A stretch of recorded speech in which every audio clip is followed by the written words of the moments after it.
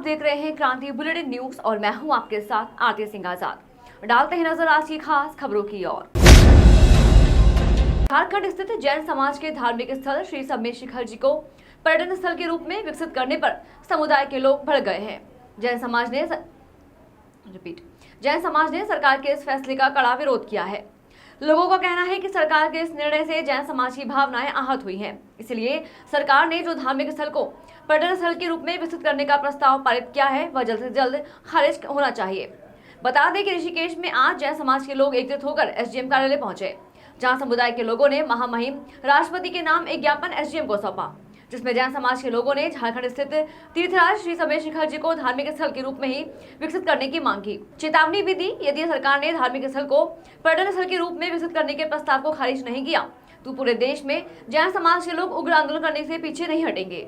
देखिए, हमने आज सकल जैन समाज ऋषिकेश की तरफ से एक ज्ञापन महामहिम राष्ट्रपति महोदया को भेजा है और उपजिलाधिकारी ऋषिकेश के माध्यम से हमने ज्ञापन दिया है, क्योंकि एक सरकार ने प्रस्ताव पास किया है, झारखंड सरकार की अनुशंसा पे केंद्र सरकार ने अप्रूवल दिया, जो हमारे तीर्थराज सम्मेद शिखर जी जो कि झारखंड में स्थित है और पवित्र स्थल हमारा हमेशा से है, लोगों की आस्था जुड़ी हुई है, भावनाएं जुड़ी हुई हैं, उसको पर्यटक स्थल घोषित करने का एक प्रस्ताव पारित किया गया और केंद्र सरकार ने उसे अप्रूवल दे दी।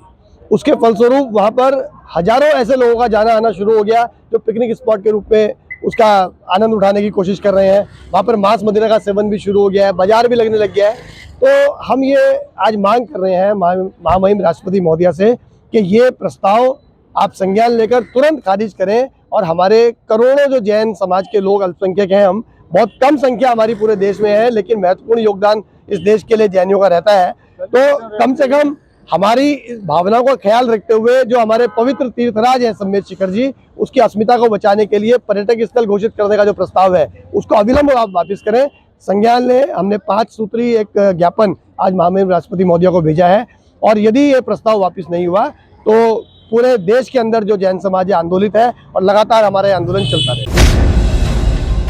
रुड़की की मैंगलोर कोतवाली क्षेत्र के बिझौली ग्राम में दो पक्षों में काफी लंबे समय से रास्ते को लेकर विवाद चला आ रहा है, जिसको लेकर एक पक्ष ने दूसरे पक्ष पर घर में घुसकर मारपीट करने का भी आरोप लगाया है और उच्च अधिकारियों से कार्रवाई की मांग की है।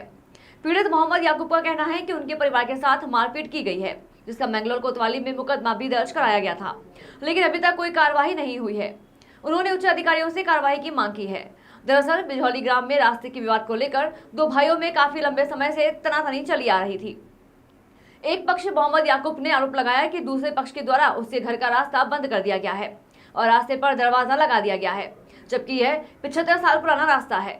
जब उनके द्वारा विरोध किया गया तो दूसरे पक्ष ने लाठी डंडों से उन पर और उनके परिवार वालों पर हमला बोल दिया, जिसका मुकदमा भी कोतवाली मैंगलोर में उनके द्वारा दर्ज कराया गया है, लेकिन अभी तक आरोपी के खिलाफ कोई कार्यवाही नहीं हुई। उन्होंने उच्च अधिकारियों से आरोपियों पर कार्रवाई करने की मांग की है। वहीं पीड़ित पक्ष के द्वारा तहसील प्रशासन, ज्वाइंट मजिस्ट्रेट से भी शिकायती पत्र देकर उनका रास्ता खुलवाए जाने की मांग की है। जी, मैं बिझौली का रहने वाला हूँ, मेरा नाम मोहम्मद याकूब है। सर, मेरा रात में आके दीवार कर दी रास्ते में और चकबंदी का छूटा हुआ रास्ता है जो गांव में से आ रहा है, 75 साल पुराना जब का वो रास्ता है, और उसमें दीवार हटा दी और मेरा आने जाने का बिल्कुल रास्ता बंद कर दिया। सर, क्या हुआ उसके बाद? उसके बाद 4 आदमी भगवानपुर से आए और 4 मेरे भाई, उन्होंने आके मेरी घरवाली पे लठ बजा दिया। सर, मेरे घरवाली का दांत भी टूट गया सर, और आँख पे निशान आ रहा और हाथ पैर पे सब पे निशान है और FIR भी दर्ज हो चुकी है। सर, पुलिस का क्या कहना है? पुलिस इसमें कोई कार्रवाई नहीं कर रही सर। पुलिस हो रही पैसे वाली की सर। अगर एक बोरी पैसे है तो पुलिस काम करेगी, वरना पुलिस काम नहीं करेगी। पुलिस में आपने तहरीर दी, मुकदमा लिखा गया आपका? जी, 1 महीना हो गया। फिर तो सर हमको। ये मामला कब हुआ था? 12 तारीख को हुआ था सर, पिछले महीने की 12 तारीख को। मुकदमा लिख दिया पुलिस ने? जी, मुकदमा लिख दिया साहब के कहने से। कौन से साहब के? हाँ जी, CO साहब के। अब क्या चाहते हो आप? हाँ जी, क्या चाहते हो आप? हम ये चाहते हैं कि हमारा रास्ता मिल जाए हमको, और सर हमारे मुकदमे में कार्रवाई। यही देखो, जो देवर जेठ तो चल दूर ही रह गए, जो रिश्तेदार थे उन्होंने मेरी बेइज्जती करी सर, और मेरी माँ छिता इतनी करी बहुत ज़्यादा। उनके लिए कोई तो सख्त कार्रवाई होनी चाहिए। सर, मेरा रास्ता बंद कर दिया जो 20 साल पहला पुराना चला हुआ था मेरे मकान पर था, और सर उन्होंने रास्ता बंद करके मेरी बेइज्जती करी है, मेरी जो मारी। और तहसीलदार के और पटवारी के साइन और ऑर्डर हुए भी है साहब, नक्शा बना हुआ मेरे को। क्या चाहते हो आप? सर मैं यही चाहूँ कि मेरा रास्ता निकट जा और पुलिस कार्रवाई करे। अभी आना जाना कैसे हो रहा है? अजी आना जाना देखो दूसरे की ईख मुखवारी सर। ठीक। हल्द्वानी में गोला खनन संघर्ष समिति ने एक रॉयल्टी की मांग को लेकर आज बड़ा विरोध प्रदर्शन किया। सैकड़ों की संख्या में खनन कारोबारी जुलूस निकालकर जिलाधिकारी कैंप कार्यालय पहुंचे, जहां उन्होंने धरना देकर विरोध जताया। खनन कारोबारियों ने राज्य सरकार के खिलाफ जमकर नारेबाजी की। विधायक सुमित हृदय ने भी खनन कारोबारियों को अपना समर्थन दिया। खनन कारोबारियों की मांग है कि राज्य में समान रूप से एक रॉयल्टी होनी चाहिए, जिससे कि खनन कारोबार चल सके। खनन कारोबारियों ने जिलाधिकारी के माध्यम से मुख्यमंत्री को ज्ञापन भी भेजा। पिछले 3 महीने से एक प्रदेश एक रॉयल्टी सहित 7 सूत्री मांगों को लेकर खनन स्वामी हड़ताल पर हैं, जिससे सरकार को रोजाना करोड़ों रुपए के राजस्व का नुकसान हो रहा है। बावजूद इसके सरकार गंभीर नहीं है। वहां स्वामियों का कहना है कि यदि सरकार ने जल्दी एक समान रॉयल्टी नहीं की तो वे लोग मुख्यमंत्री और मंत्रियों के आवास का घेराव करेंगे। गौरतलब है कि गोला और नंधोर नदी में 10,000 वाहन और 15 से 20,000 मजदूर खनन का काम करते हैं, जिससे सरकार को भी करोड़ों रुपए का राजस्व मिलता है और बाजारों की अर्थव्यवस्था भी खनन कारोबार पर ही टिकी रहती है। लेकिन पिछले 3 महीने से सैकड़ों लोग बेरोजगार हैं। देखिए, सरकार की जो गलत खनन नीति है, एक राज्य में कई टाइप की रॉयल्टियाँ हैं, कहीं 7 रुपये की रॉयल्टी है, कहीं 19 रुपये की रॉयल्टी है। और गोला और नंदौर जो नंबर 1 का काम करती है, वहाँ जो है 30 रुपये, 31 रुपये 50 पैसे की रॉयल्टी है। इन रॉयल्टियों की विषमता को देखकर हमने जो है इस बार गाड़ियाँ नहीं निकाली हैं। और उसके साथ साथ परिवहन विभाग के इतने सारे नियम हम पर थोप दिए हैं। जहाँ पर 1400 रुपये की फिटनेस होती थी, आज वहाँ 18,000 की फिटनेस हो रही है।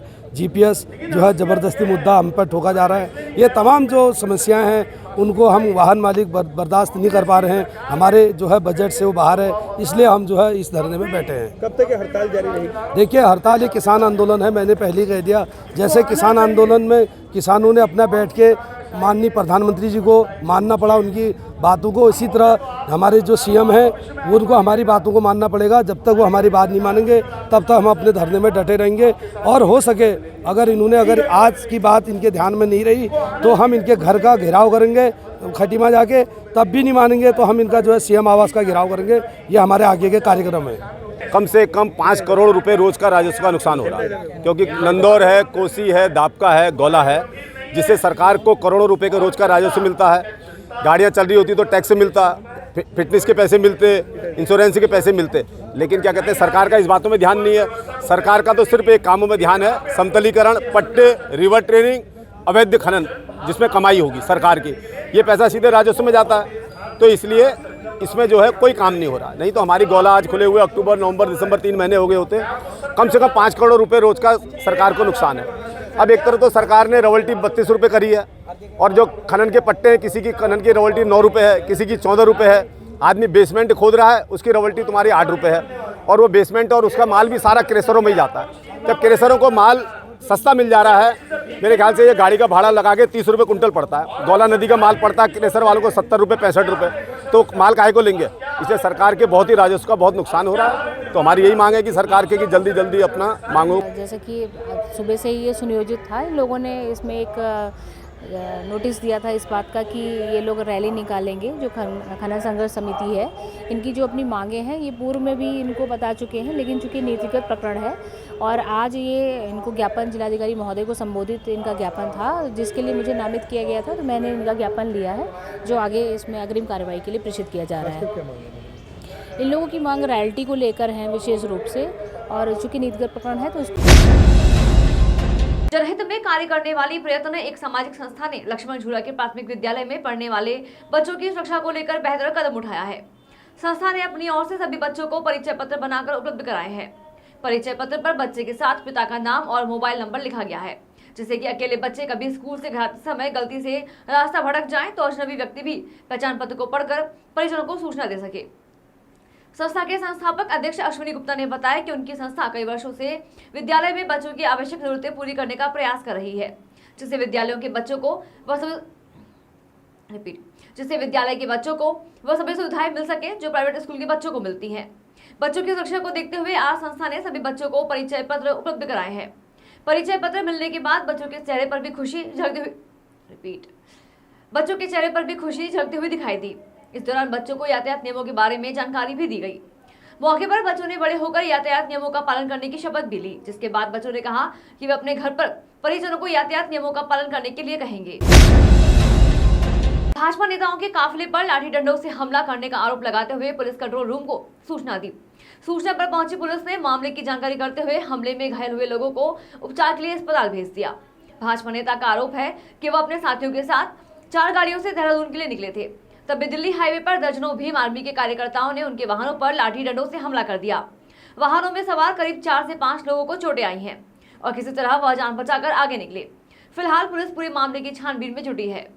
जानकारी के अनुसार भाजपा नेता रामकुमार चौधरी ने भीम आर्मी के कार्यकर्ताओं पर लाठी डंडों से गाड़ियों के शीशे तोड़ने व मारपीट का आरोप लगाते हुए पुलिस से कार्रवाई की मांग की है। भाजपा नेता रामकुमार चौधरी ने बताया कि वे आज सुबह दिल्ली रोड डिफेंस कॉलोनी स्थित अपने निवास स्थान से अपने साथियों के साथ अपनी 4 गाड़ियों में सवार होकर देहरादून की ओर जा रहे थे कि तभी दिल्ली रोड स्थित एक होटल के नजदीक रास्ते में खड़े करीब 2 दर्जन से अधिक भीम आर्मी कार्यकर्ताओं ने गाड़ियों के ऊपर लाठी डंडों से हमला कर दिया, जिससे उनकी गाड़ियां क्षतिग्रस्त हो गयी और गाड़ियों में सवार उनके 5 साथी भी घायल हो गए। भाजपा नेता ने बताया कि उन्होंने इस मामले की जानकारी पुलिस कंट्रोल सहित आला अधिकारियों को दी। सूचना पर पहुंची पुलिस ने घायलों को उपचार के लिए अस्पताल भेज दिया। वहीं भाजपा नेता अन्य साथियों के साथ रुड़की कोतवाली पहुंचे, जहां आरोपी के खिलाफ कार्रवाई की मांग की गई। फिलहाल पुलिस पूरे मामले की जानकारी कर रही है। लाइन से निकले जी, वहाँ पर 20-30 लोग पहले से खड़े थे और जैसे वो रोड पर चढ़े उन्होंने हमने लाठी डंडों से हमला कर दिया, ईंटें भी बरसाई। वहाँ से हम जान बचाने के लिए मंगलोर साइड भागे और मंगलोर साइड आकर यहाँ होटल के पास हमने फ़ोन किया तो जैसे ही मंगलोर थाने से पीछे वाले आते हैं वे बोलते हैं हमारा क्षेत्र नहीं है। सर मुझे बताइए, अगर हम डर की वजह से दूसरे घर में शरण लेते हैं तो क्या उस दूसरे घर वाले की जिम्मेदारी नहीं बनती हमारी हिफाजत करना? ऊपर से उन्होंने हमें पल्ला झाड़ दिया और ऊपर से हमें धमकाना शुरू कर दिया। अब तो सिविल लाइन पुलिस पहुंची है यहाँ पर? नहीं सर, अब पहुंची है। पहले पीसी आई थी मंगलोर थाने से। जब हम उनके घर में आ गए तो उन्हें मदद करने का हमें आश्वासन कोई भी नहीं दिया उन्हें। हमने ये भी कहा साहब हमें वहाँ तक लिखा दो, कम से कम आगे खड़े हो दोबारा वे हमें दोबारा हमला ना हो जा। तो उन्होंने पल्ला झाड़ दिया अपना। प्रशासन का क्या काम है? प्रशासन तो क्यों? अब फिलहाल क्या आश्वासन मिला पुलिस से आपको? कुछ नहीं अभी तो, अभी देखते हैं। कोतवाली जा रहे हैं, कोतवाली जाने के बाद क्या आश्वासन मिलता है। ठीक। मेरा नाम रामकुमार चौधरी है और मैं डिफेंस कॉलोनी में रहता हूँ। थाना सिविल लाइन कोतवाली पड़ता है। हम लोग देहरादून जा रहे थे, हमारे पास 4 गाड़ी थी और हम देहरादून के लिए हम निकले घर से। तो जहाँ पे पुराना आरटी ऑफिस है वहाँ पर 30-40 लोग हॉकी कट्टे ले रहे थे और ईंट पत्थर सब चीज़ हाथ में थी। हमने वो गली है बारीक, उसमें एक मोटरसाइकिल ने पहले मोटरसाइकिल हटा दी जिससे गाड़ी रुक सके और गाड़ी रोक के उन्होंने उस पर पत्थर और हॉकी से हमला कर दिया और उस गाड़ी में मैं भी बैठा था। तो मुझे भी एकदम से पता नहीं क्या हो गया, ये बवाल हो गया। तो उससे मैं गाड़ी आगे निकाली और उन्होंने सारी गाड़ियों पे सब पे बजाया, सारी गाड़ियों पे। क्या पहले से कोई रंजिश थी किस तरह की? रंजिश क्या, उन्होंने 1 हफ्ता पहले भी हमारे घर पे उन्होंने हमला किया और उसकी भी रिपोर्ट थाने कोतवाली सिविल लाइन में दर्ज है।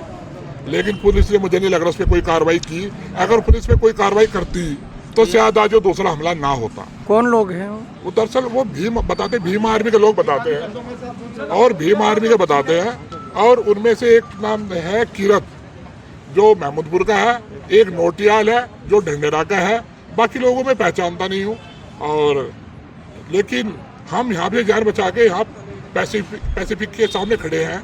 फिलहाल वर्तमान में हमने 112 नंबर पे कॉल किया, मैंने एसपी साहब को भी कॉल किया और मैंने एक LIU अमित है उनको भी कॉल किया और सबने मतलब आधे घंटे बाद तो हमारे पास पुलिस आई है। आधे घंटे हमें वेट करा यहाँ पे।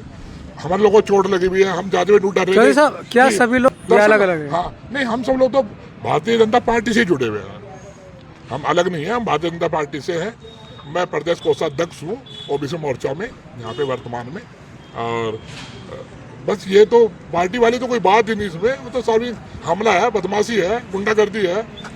हमने कोतवाली सिविल लाइन से भी एक हमारे चेतक वाले आए, जो उनमें चेतक वाले आए उन्होंने आते हुए हमें डांटना शुरू कर दिया उल्टा मंगलौर से कि हमारा इलाका नहीं है और आप देहरादून जाते सुना। हमने कहा भाई हमारा पहले मेडिकल होगा मेरे भाई, मेडिकल होगा, इनका डॉक्टरी होगी, रिपोर्ट होगी। देहरादून जाने का तो तब तक हम ठीक रहते देहरादून जाते, हम नहर के किनारे से क्यों जाएं। तो उन्होंने हमें डालना उल्टा शुरू कर दिया, ना कि हमारा सपोर्ट नहीं किया। हमें बहुत दुख है इस बात का। के सामने अभी एक व्यक्ति के साथ मारपीट की घटना की जानकारी मिली है। इस संबंध में मौके पर पुलिस बल भेजा गया है और अतिरिक्त जानकारी और सीसीटीवी फुटेज आदि जुटाने के लिए और उसका अवलोकन करने के निर्देश दिए गए हैं। जो भी तथ्य प्रकाश में आएंगे उसके आधार पर अग्रिम विधिक कार्रवाई अमल में लाई जाएगी। इस संबंध में जानकारी मिली है कि इनके बीच पहले भी कुछ झगड़ा हो चुका है और उसी क्रम में आज ये झगड़ा हुआ है। तो इस पहलू से भी इस घटना को देखा जा रहा है, लेकिन जो भी संबंधित पक्ष हैं इसमें, जो लोग भी इसमें इन्वॉल्व हैं, उनके विरुद्ध अग्रिम कार्रवाई अवश्य की जाएगी। अभी इस संबंध में जांच चल रही है। जो भी तथ्य आएंगे उसके आधार पर ही अग्रिम कार्रवाई अमल में आएगी। फिलहाल इतना ही। खबरों में लगातार बने रहने के लिए देखते रहे क्रांति बुलेटिन न्यूज। नमस्कार।